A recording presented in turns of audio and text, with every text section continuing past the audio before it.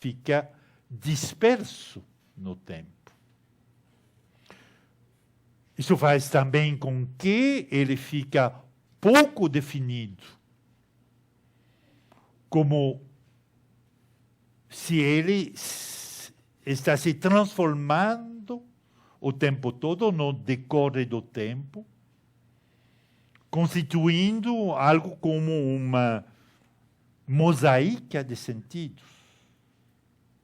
Afinal, de tanto adiar, de tantas transformações da significação no decorrer do tempo, fica óbvio que não tem nenhum sentido certo.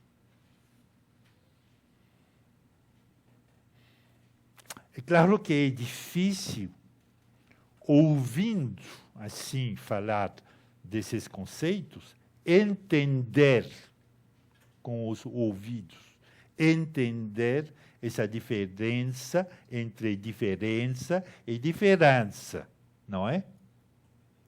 Mas isso é precisamente um elemento fundador para Derrida.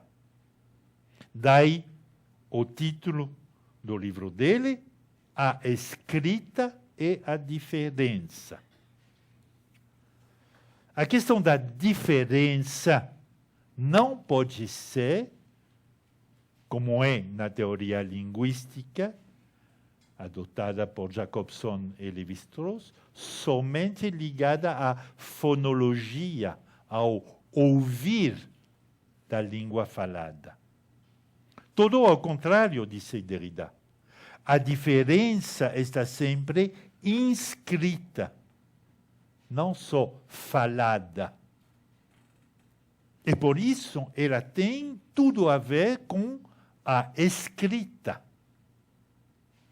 É através da escrita que podemos perceber essa dimensão da diferença com A. Assim, a questão do signo e da significação do signo, da capacidade dele de significar, de produzir uma significação, tem tudo a ver com a prática da escritura. É a escritura que é o lugar dos acontecimentos. É a escritura que é o lugar dos sentidos, onde os sentidos se inscrevem. É o lugar da verdade, onde tudo se transforma em palavras escritas. Tudo, no final, fica registrado na escrita, sob a forma de rastro, mesmo se o significado sempre fica adiado. Mas esse adiamento permanente é só uma acumulação de rastros. Os sentidos são rastros, vestígios dessa inscrição. E ali voltamos ao tema fundador da crítica estruturalista. E sobre esse ponto, Derrida está plenamente de acordo com a postura estruturalista. A verdade, a história, todos os conceitos tradicionais da metafísica são simulacros, rastros de uma pluralidade de histórias, de uma variedade de verdades. Enquanto história com H maiúscula, no sentido de Hegel, a história tem que ser desconstruída, pluralizada. Só tem histórias sem H maiúscula e no plural. Histórias parciais, diversas, sempre transformadas através da nova escrita. E de constatar que, finalmente, o estruturalismo de Derrida tem uma forma muito paradoxal, porque, de um lado, ele escreve o tema da diferença com A, essa inscrição do sentido no transcorrer do tempo. Esse tema da diferença escreve diferença com A, escreve Derrida, é incompatível com o motivo estático, sincrônico, taxinômico, ahistórico, etc., do conceito de estrutura. Então, no seu livro Posição, ele disse exatamente a contradição entre o conceito de diferença com a temática estática, sincrônica do estruturalismo. Mas, do outro lado, na mesma página, ele escreve o conceito de diferença, com A, desenvolve as exigências mais fundamentais e legítimas do estruturalismo. Então, na mesma página, você tem duas posições aparentemente contraditórias, mas que simplesmente têm como efeito de reintroduzir dentro do sistema estruturalista a dimensão do tempo, da diferença. Derrida é talvez o síntoma mais emblemático da própria deriva interna do estruturalismo, da brecha que se produz no sistema fechado idealizado por Lévi-Strauss e vários dos seus sucessores, estabelecendo uma relação fundamental entre a escritura e a crítica estruturalismo ao humanismo. Derrida abre o caminho para uma nova relação entre o pensamento filosófico e a literatura, com intenção, evidentemente, de interrogar o caráter positivista do saber, tal como definido por Lévi-Strauss. Assim, podemos dizer que se o estruturalismo francês chegou a tomar uma forma tão radical como no caso do Lévi-Strauss, isso se deve, como analisei nos seminários anteriores, à história própria do debate intelectual na França nos anos 50 e 60. Mas também que, do outro lado, a saída deste modelo estruturalista francês fechado se faz também conforme as circunstâncias especificamente francesas, que é a saída pelo lado da literatura. A tese que eu vou tentar fundamentar é de uma certa complementaridade, um jogo recíproco entre dois momentos do estruturalismo francês. Um fenômeno historicamente determinado por circunstâncias históricas, políticas específicas e, do outro lado, uma saída muito específica que eu vou tentar analisar. A indústria literária estava, então, em pleno boom. Produzia novos romances, produzia novos leitores. Esse novo público leitor se mirava no espelho de uma literatura, muitas vezes fácil de acesso, onde ele reconhecia o seu próprio rosto, um fenômeno que conhecemos hoje com o reality show na televisão. É o mesmo tipo de fenômeno. Aos olhos de muitos escritores exigentes, a literatura romanesca tinha virado o que Adorno teria chamado de indústria literária. Isso no final do século XIX. quando o conceito de indústria cultural está elaborado nos anos 40 por Adorno e Horkheimer.